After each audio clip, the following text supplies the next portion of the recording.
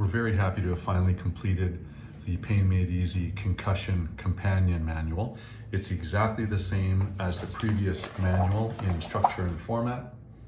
Slightly different in that we've changed all the terminology for each one of the instruction sheets to match a concussion presentation.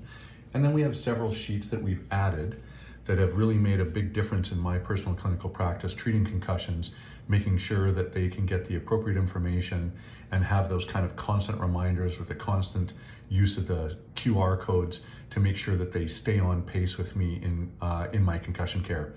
This has been a real game changer for me. I've always had a lot of fun doing concussions, and as you know, I really enjoy the persistent cases. And what I found was as soon as I started using the sheets and providing them something that they could take home and kind of ruminate on the lessons, that not only did they do a lot better, but they came back and reported to me like, thank you so much for giving me this information, because in session, I get very overstimulated, I get very bogged down, I get to that point where I'm hypersaturated and I can't concentrate anymore. And now that I have this booklet and I can take it home, all I've got to do later on is flip through a bunch of pages. I've also found that when I give people like the first 2 or 3 pages to look at and